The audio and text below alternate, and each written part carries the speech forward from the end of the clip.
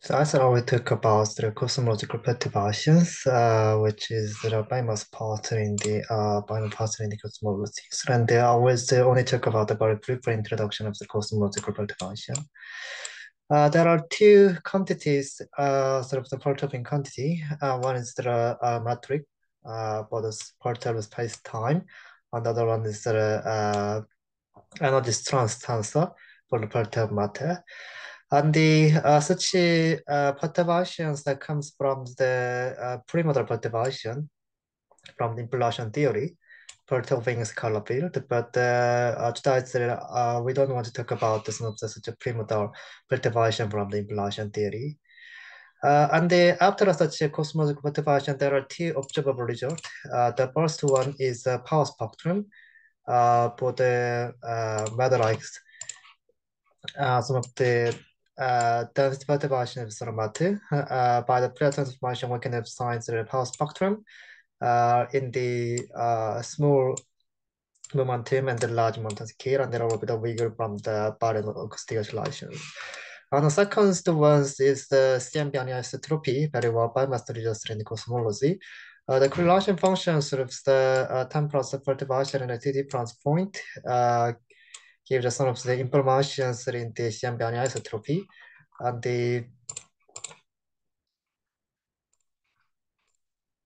we can expand such a CMB anisotropy in the spherical harmonics and such a white on its angular momentum L as one of the epsilons can be plotted in the lambda CDM model depends on the density of the dark matter radiations through dark energy or neutrinos information. And we can fit such a CMB data.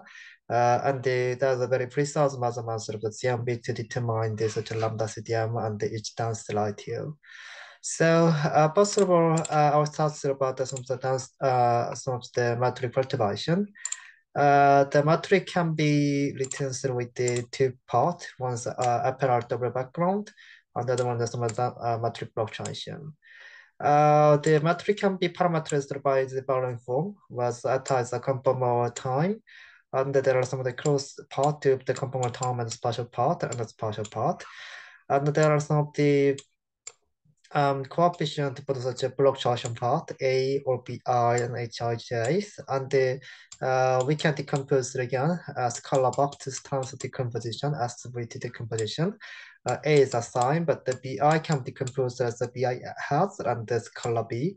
The BI has as a sort is the 2 degrees of freedom, which satisfying the divergence loss, so-called thermal transverse. And the HIJ can be decomposed as a both part, some the tensor, factors, and two scalar. And the tensor and the factors satisfy the transverse and the trace loss, so it's called a TT mode. There's such a setting of transverse and trace loss as well based with the degrees of freedom of each part. And the considering the gauge redundant, which is the general repeated differential transformation or coordinate invariant, the only remaining gauge invariant physical size as for quantity psi, pi I, and HII. It's just a scalar Bartran tensor. And the case of the backtest fluctuations is decays rapidly, so it does not consider here. And there's the tensor paths that makes the gravitational waves, and we don't want to talk about this tensor part. And there are two scalar quantity, and the precise will be the same with the pi if there's a new off-diagonal stars. And this such a scalar fluctuation pi can be interpreted as a gravitational tangent. The next one is the mode perturbation. There are analysis tensor with the backgrounds and the fluctuation. And the fluctuations contains the dense perturbation and the pressure perturbation in the diagonal term.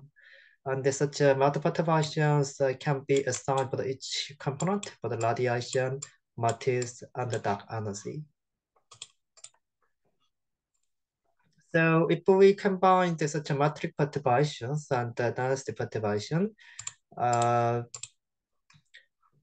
are two kinds of the equation. One is the equation of the motion of the Einstein in the general relativity theory in the linear level, the Einstein tensor in the left-hand side and the Einstein tensor on the right-hand side.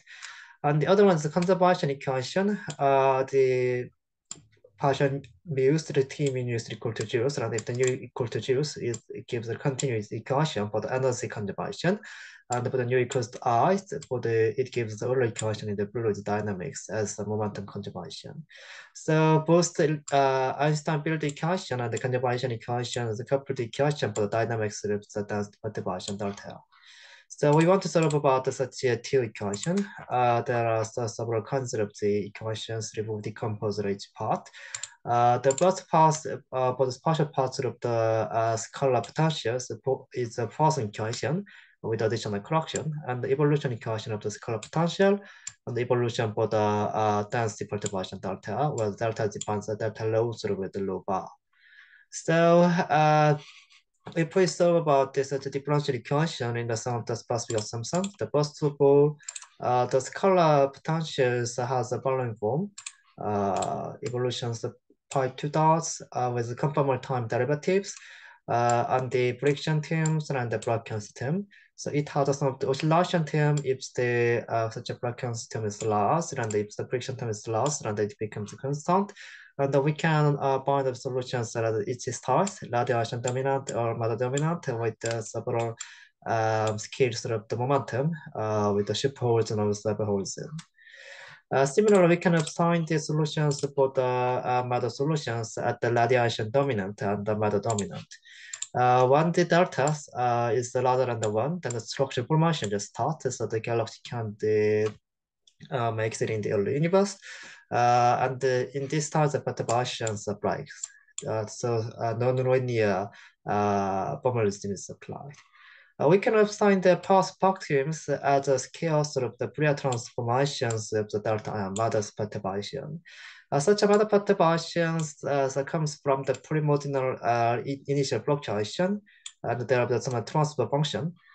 And such a transfer functions and the initial fluctuations has different behaviors in the small momentums and the large momentum. In the small momentum and the large distance scale, the transfer functions is the k-fold because if the k is small, then the starting sort of the goes through the such matters perturbations starts earlier, so that it becomes large. And then the small scale, a small distance scale, and a large momentum, it transfers just constants about momentum. So in the small scale, small momentum case, the power spectrum is proportional to k, and in the large momentums, the power spectrums are proportional to k to the -3 with the wiggle, which comes from the baryon oscillation. And such power spectrums over the momentums, such behavior can be based with the observed data. The other ones to observe data is the CMB, but before that, I want to talk about some of the baryons density perturbation. In the first times, the baryons follows the photons density fluctuation when the radiation dominant.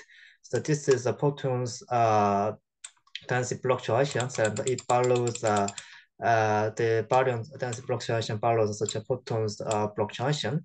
But when the universe becomes the matter dominant, the baryon fluctuation follows the dark matter.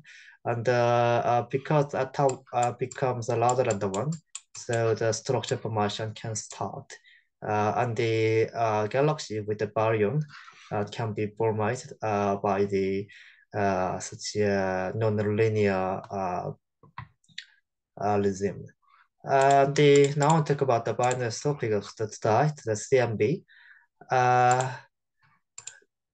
We can also assign the solution for the radiation density perturbation at the radiance dominant and matter dominant, and it has some of the constant oscillation behavior. And such oscillation behaviors inserted in the such CMB anisotropy in the white of the CL in the spherical harmonics. So in the small L, the theta is large because L is inversely proportional to the angle. So small r, the center is large, so L bar becomes large. And then after the L equal to the 200, it becomes a damped with oscillation behavior because of the barion's acoustic oscillation behavior. And each height of the wiggle is very sensitive to the density of the baryon, dark matter, and dark energy. So we can find some of the density abundance of each component in the lambda CDM model by using the suggestion anisotropy. And also it's sensitive to the neutrino mass and the effective neutrino species. So the CMB is a very precise measurement in the early universe, and also the evidence of dark matters and dark energy and density perturbations.